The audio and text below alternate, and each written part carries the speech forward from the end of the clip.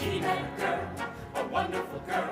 She's really got a lot to recommend her for a girl. A fabulous creature without any doubt. This is what I'm getting so excited about. No everyday girl, a wonderful girl, a really marvelous girl, and a really fabulous creature Without any doubt. This is what he's excited about. Bells Are Ringing takes place in New York City in the year it was written, 1956, and it's interesting because it's about something that really kind of doesn't exist much anymore, people don't know about, which is a telephone operator for an answering service. So Ella Peterson, played by Kelli O'Hara, is a telephone operator, and she kind of listens in on her clients' lives, but she also gets involved and sort of helps them out and gets into a bit of trouble. She falls in love with the people that she's answering phones for, and by that I mean she wants to be part of their lives. She wants to help them. She wants to better their lives if she can, in a way. Adolph and Betty wrote for a cosmopolitan New York audience, and not that it's pretentious in any way, because the show's not,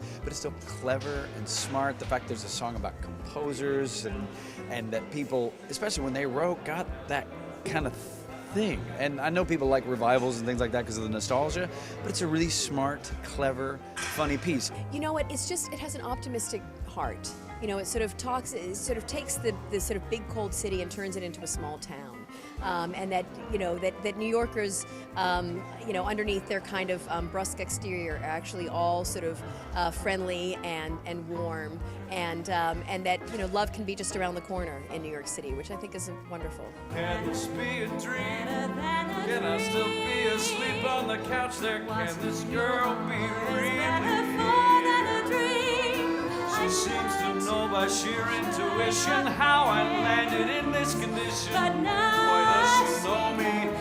Where did I think? Where did I drink? Back did I slip all year? But it's not a dream. Cause look, I've got some words on the paper. Steady boy, don't faint. Don't ask who sent you this angel. It's better than a dream. The music is amazing. I can't stop singing it. I'm just down the street, in the shower, whatever. The lyrics, Comden and Green, they're just the most witty lyrics you can ever imagine. And Julie Stein's music is so, people are going to come and say, oh my gosh, I had no idea that big hit was in the show. Every one of them is a gem. The lyrics are always fabulously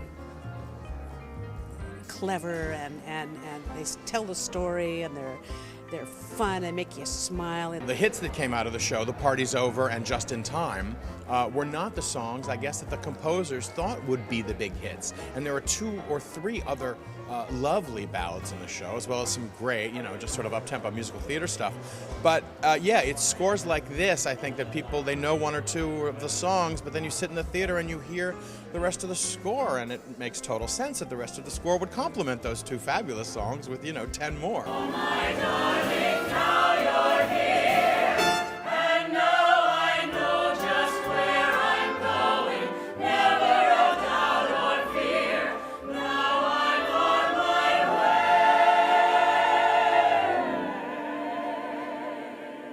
way. For love came just in time. You found me just in time and changed my lonely life that lovely day. I'm really excited to just be able to really be goofy and have fun with this amazing cast, really fun people. I don't like Will Chase at all. He's really horrible. But other than that, everybody else is awesome. We hit it off immediately because, as I say, I usually am the biggest goofball in the room. And then I think I've met my match, because I don't think people know this about her, but she's a big goofball, which works great with this role, and I think people are going to be pleasantly surprised. I mean, Judy Holliday originated this part, and then on Broadway, and then also played it in the film. And Kelli, it's such a perfect part for her because it allows her to do everything she does. First of all, she sings it gloriously, of course. She's lovely, she's beautiful, she's charming, she's sweet, and she's funny. And so it really kind of allows her to be everything. And yet I can't help wondering, what does he look like? I wish I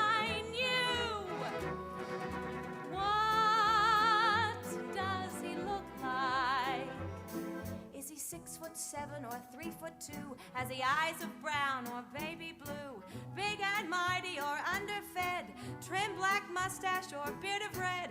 Can he dance like Fred Astaire? Is he dark or is he fair? Pompadour or not a hair? Well, I don't care. I gotta say, just sitting there and listening to this music, it's just the tunes keep coming up and they're real familiar, and the singers are amazing. Will Chase, all these guys.